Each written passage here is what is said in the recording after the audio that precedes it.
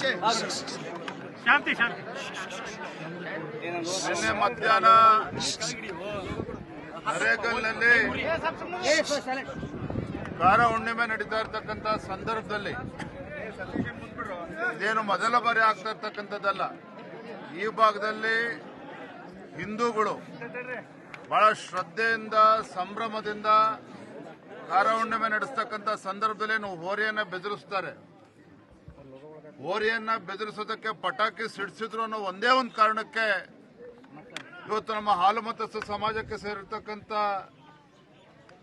ಲೋಹಿತ್ ಕುರ್ಬರ ಇರ್ಬೋದು, ಶಿವರಾಜ್ ಇರ್ಬೋದು, ಜಯಪ್ಪನವರು, ಅದೇ ರೀತಿ ನಾಗಪ್ಪ, ಮಲ್ಲಪ್ಪ ಮತ್ತೆ ಲಿಂಗರಾಜ್ ಕುರುಬರು ಇವರೆಲ್ಲರ ಮೇಲೂ ಕೂಡ ದುಷ್ಕರ್ಮಿಗಳು ಅಂದ್ರೆ ಒಂದು ಕೋಮಿಗೆ ಸೇರಿರ್ತಕ್ಕಂಥ ಏನು ದೇಶದ್ರೋಹಿಗಳಿದ್ದಾರೆ ಮಾರಣಾಂತಿಕ ಹಲ್ಲೆಯನ್ನ ಕೂಡ ನಡೆಸಿದ್ದಾರೆ. ಇವತ್ತು ಹುಬ್ಳಿನಲ್ಲಿ ಕಿಮ್ಸ್ ಆಸ್ಪತ್ರೆಯಲ್ಲೂ ಕೂಡ 3 ಜನ ಅಡ್ಮಿಟ್ ಆಗಿದ್ದಾರೆ. ಹಾವೇರಿ ಆಸ್ಪತ್ರೆಯಲ್ಲೂ ಕೂಡ 3 ಜನ ಅಡ್ಮಿಟ್ ಆಗಿದ್ದಾರೆ. ಒಟ್ಟಾರೆಯಾಗಿ ಹೇಳೋದಾದ್ರೆ ಇಲ್ಲಿ ಒಂದು ವಾತಾವರಣ ಹಾಳು ಮಾಡ್ತಕ್ಕಂಥ, ಹಿಂದೂಗಳನ್ನ ಬೆದರಿಸ್ತಕ್ಕಂಥ ಒಂದು ಷಡ್ಯಂತ್ರ ಕುತಂತ್ರ ನಡೀತಾ ಇದೆ. ಪೊಲೀಸರು ಕೂಡ ಆಡಳಿತ ಪಕ್ಷದ ಕೈಬೊಂಬೆ ಆಗಿ ಇವತ್ತು ವರ್ತಿಸ್ತಾ ಇದ್ದಾರೆ. ಪೊಲೀಸ್ ಸ್ಟೇಷನ್ ಅಂತ ಹೇಳಿದ್ರೆ ಇವತ್ತು ಕಾಂಗ್ರೆಸ್ ಕಚೇರಿ ಆಗಿದೆ. ಇವತ್ತು ಹಿಂದೂಗಳು ಇವತ್ತು ಶಾಂತಿಯುತವಾಗಿ ಅವರು ದೀಪಾವಳಿ ಹಬ್ಬನೂ ಆಚರಣೆ ಮಾಡಂಗಿಲ್ಲ, ಗಣೇಶ ಹಬ್ಬನೂ ಕೂಡ ಆಚರಣೆ ಮಾಡಂಗಿಲ್ಲ, ಹೋರಿ ಬೆದರಿಸ್ತಕ್ಕಂಥದ್ದು ಕೂಡ ಇಲ್ಲಿ ಅವಕಾಶ ಇಲ್ಲ ಅಂತ ಹೇಳಿದ್ರೆ ನಾವಿವತ್ತು ಪಾಕಿಸ್ತಾನದಲ್ಲಿ ಇದೇವೋ ಇವತ್ತು ಭಾರತದಲ್ಲಿ ಇದೇವೋ ಅಂತೇಳಿ ನಮಗೆ ಅನುಮಾನ ಬರೋ ರೀತಿಯಲ್ಲಿ ಇವತ್ತು ಆಡಳಿತ ಪಕ್ಷದ ದಬ್ಬಾಳಿಕೆ ಆ ಮಟ್ಟದಲ್ಲಿ ನಡೀತಾ ಇದೆ. ಇಂಥ ಸಂದರ್ಭದಲ್ಲಿ ಇವತ್ತು ನಾನು ರಾಜ್ಯದ ಮುಖ್ಯಮಂತ್ರಿ ಕೇಳೋದಕ್ಕೆ ಇಚ್ಛೆ ಪಡ್ತೇನೆ. ಗುಂಡಾಗರ್ದಿ ಯಾರು ಮಾಡ್ತಾರೋ ನಾವು ಒಂದು ಒಳಗಾಕಿ ಅಂತ ಹೇಳ್ತಾ ಇದ್ರು. ಆದ್ರೆ ಇವತ್ತು ಘಟನೆ ನಡೆದು 24 ಗಂಟೆ ಆದರೂ ಸಹ ಯಾರಿವತ್ತು ಬಡ ಕುಟುಂಬ ಆ ಹಾಲು ಮತಸ್ಥ ಸಮಾಜದ ಆ ಯುವಕರನ್ನ ಕಡಿತಕ್ಕಂಥ ಕೆಲಸ ಏನು ಕೈ ಹಾಕಿದ್ರು, ಇಂಥ ದುಸ್ಸಾಹಸಕ್ಕೆ ಏನು ಕೈ ಹಾಕಿದ್ದಾರೆ, ಅವ್ರು ಯಾರನ್ನೂ ಕೂಡ ಇವತ್ತು ಕೂಡ ಅರೆಸ್ಟ್ ಮಾಡ್ತಕ್ಕಂಥ ಕೆಲಸ ಇಲ್ಲಿವರೆಗೂ ಆಗಿಲ್ಲ.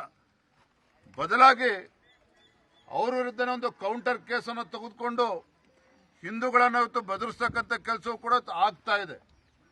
ನನಗೆ ಹೇಳ್ತಾ ಇದ್ರು ನಮ್ಮೆಲ್ಲ ಕಾರ್ಯಕರ್ತರು ಇವತ್ತು ಎಲ್ಲಿಗೆ ಬಂದು ಮುಟ್ಟಿದೆ ಹಾವೇರಿ ಜಿಲ್ಲೆ ಅಂತ ಹೇಳಿದ್ರೆ ಇಡೀ ಪೊಲೀಸ್ ವ್ಯವಸ್ಥೆನ ದುರ್ಬಳಕೆ ಮಾಡಿಕೊಂಡು ಇವತ್ತು ನಮ್ಮ ಹಿಂದೂ ಕಾರ್ಯಕರ್ತರ ಮೇಲೆ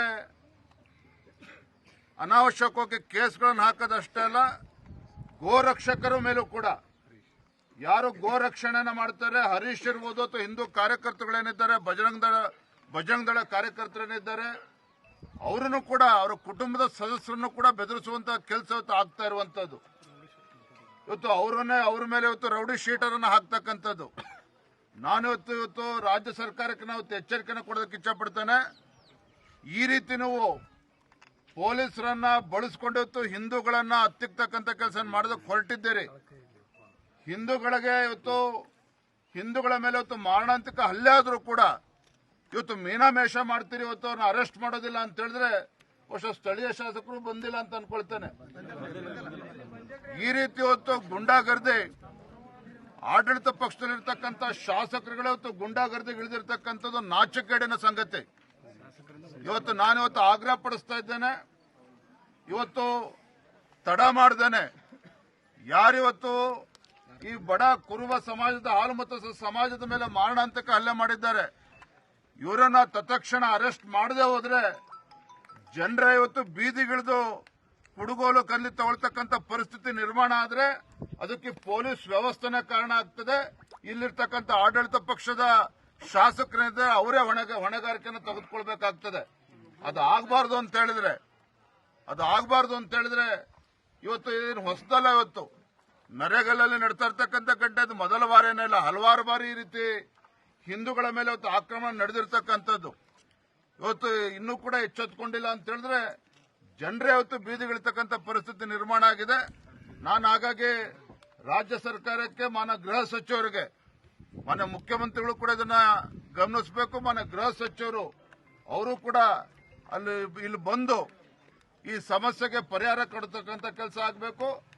ಏನು ಹಿಂದೂಗಳ ಮೇಲೆ ಅನಾವಶ್ಯಕವಾಗಿ ಅವ್ರ ಮೇಲೆ ಇವತ್ತು ಕೌಂಟರ್ ಕೇಸ್ಗಳನ್ನ ಮಾಡಿದ್ದೆ ಆದ್ರೆ ಇವತ್ತು ಇಡೀ ಜನರು ಇವತ್ತು ಇಲ್ಲಿರ್ತಕ್ಕಂಥ ಜನರೇ ಬೀದಿಗಿಳಿದು ಪೊಲೀಸ್ ಸ್ಟೇಷನ್ ಮುತ್ತಿಗೆ ಹಾಕ್ತಕ್ಕಂಥ ಕೆಲಸ ಕೂಡ ಆಗ್ತದೆ ಬರುವಂತ ದಿನಗಳಲ್ಲಿ. ಕೊಡ್ತೀರಾ ಸರ್ ಹುಡುಗೋಲ್ ತಗೊಳ್ಳೋದಂದ್ರೆ ಏಟಿಗೆ ಎದುರೇಟ ಅಲ್ಲರಿ ಮಾನ ಮರ್ಯಾದೆ ಏನಾರು ಇದೆಯಾ ಸರ್ಕಾರಕ್ಕಾಗಾದ್ರೆ ಏಟಿಗೆ ಎದುರೇಟು ಪ್ರಶ್ನೆ ಅಲ್ಲ.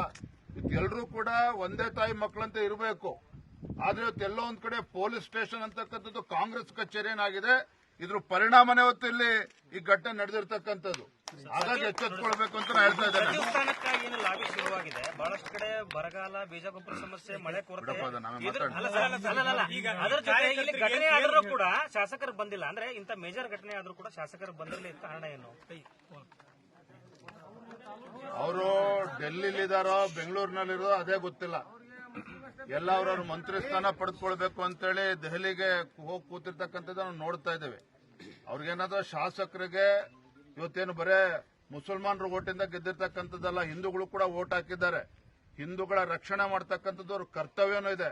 ಇಲ್ಲ ಅಂತೇಳಿ ನೆಕ್ಸ್ಟ್ ಚುನಾವಣೆಗೆ ಬೀದಿಗಿಳಿದೇ ಇರ್ತಕ್ಕಂಥ ಪರಿಸ್ಥಿತಿ ನಿರ್ಮಾಣ ಆಗ್ತದೆ. ಅವ್ರಿಗೂ ಒಂದು ಸಮುದಾಯನ ಓಲೈಕೆ ಮಾಡುವಂತ ರಾಜಕಾರಣ ಮಾಡ್ತಾ ಇದ್ದಾರೆ ಸರ್. ಇದಕ್ಕೆ ಮುಂದೆ ನಿಮ್ ಕಾರ್ಯಕ್ರಮ if you like this video ಬೇಗ ಲೈಕ್ ಮಾಡಿ, ಕಾಮೆಂಟ್ ಮಾಡಿ, ಶೇರ್ ಮಾಡಿ ಹಾಗೂ ಯೋಯೋ ಟಿವಿ ಕನ್ನಡವನ್ನು ಸಬ್ಸ್ಕ್ರೈಬ್ ಮಾಡಿ.